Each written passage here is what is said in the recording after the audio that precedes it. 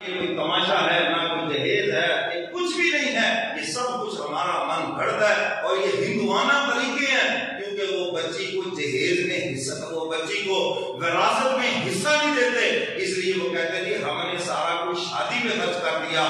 میرے محترم سامعین، اسلام نے بچی کا وراثت کے اندر حصہ رکھا ہے اور حدیث مبارکہ میں وعید بھی بیان فرما دی، جو کسی وارث کو اس کی وراثت سے محروم کرے اللہ ایسے بندے کو جنت کی خوشبو سے محروم کر دیتے ہیں۔ ہمارے یہاں چل رہا ہے سب کچھ، الحاج بھی اس میں پھنسا ہوا ہے، ملحوظ بھی پھنسا ہوا ہے اور سب لگے ہوئے ہیں اس کے اندر اور یہ سمجھتے ہیں کہ یہ کوئی جرم نہیں، یہ بہت بڑا جرم ہے۔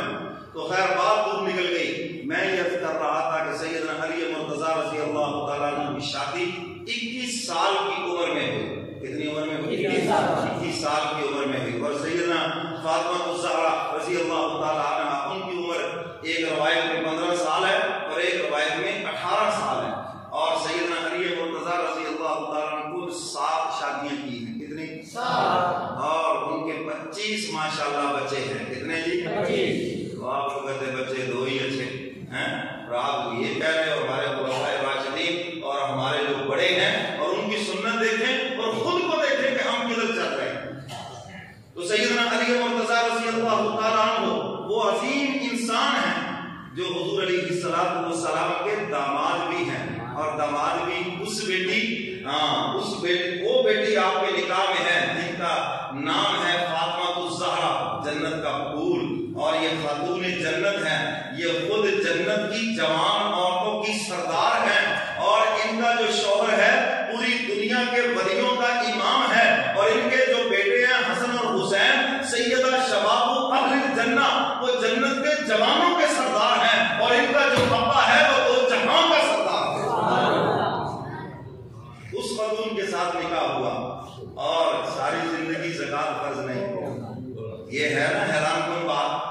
اب تو ماشاءاللہ بلدیاتی ادارے بحال ہو گئے ہیں جی، ہاں ہمارا تو کونسلر بھی آج جو ہے وہ مالدار ہے، اور یہاں دیکھو 22.5 لاکھ مربع میل کا حکمران سیدنا علی مرتضیٰ رضی اللہ تعالیٰ عنہ، اور باوجود حاکم ہونے کے زکات فرض نہیں ہے ان پر۔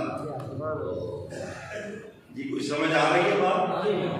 میرے محترم سامعین، امام اہل سنت سیدنا علی مرتضیٰ رضی اللہ تعالیٰ عنہ، اور ان کی ایک اور امتیازی خصوصیت سیدنا صدیق اکبر، سیدنا فاروق اعظم، سیدنا عثمان غنی رضی اللہ تعالیٰ عنہ، تینوں خلفائے راشدین کے دور میں یہ چیف جسٹس ہیں، قاضی القضات کے عہدے کے اوپر ہیں، اور تینوں کے خصوصی مشیر بھی ہیں۔ اور آپ کے جو فیصلے ہیں، میں اکثر کہا کرتا ہوں ہمارے جو ججز حضرات ہیں، اگر سیدنا علی مرتضیٰ رضی اللہ تعالیٰ عنہ کے فیصلوں کو پڑھیں، ایک لمبی چونکہ تفصیل ہے، میں یہاں ایک جمعے میں تو اس کو بیان نہیں کر سکتا،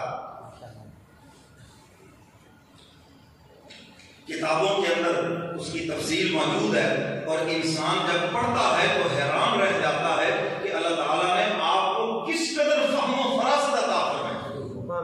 حضور نے ایسے تو نہیں فرمایا، فرمایا انا مدینۃ العلم وعلی بابھا۔ حضور فرماتے ہیں میں علم کا شہر ہوں اور علی اس کا دروازہ ہے۔ میں علم کا شہر ہوں، علی اس کا دروازہ ہے۔ شہر کے اندر محلے بھی ہوتے ہیں، شہر کے اندر ٹاؤن بھی ہوتے ہیں، شہر کے اندر اور بھی بہت ساری چیزیں ہوتی ہیں، یہ صرف ایک دروازہ ہوتا ہے۔ پہلے شہروں کے دروازے ہوا کرتے تھے، لاہور جائیں، ملتان جائیں تو پرانے دروازے ہیں، دہلی گیٹ، فلانا گیٹ۔ حضور فرماتے ہیں انا مدینۃ العلم وعلی بابھا، میں علم کا شہر ہوں اور علی اس کا دروازہ ہے۔ لیکن اس کے اندر جب دائیں طرف دیکھو گے تو صدیق ٹاؤن بھی نظر آ جائے گا، بائیں طرف دیکھو گے فاروق اعظم ٹاؤن بھی نظر آ جائے گا۔ حضور فرماتے ہیں اسی شہر کے اندر صداقت کا امام ابو بکر صدیق ہے، عدالت کا امام فاروق اعظم ہے، اور صحابت کا امام سیدنا عثمان غنی رضی اللہ تعالیٰ عنہ، مفسر قرآن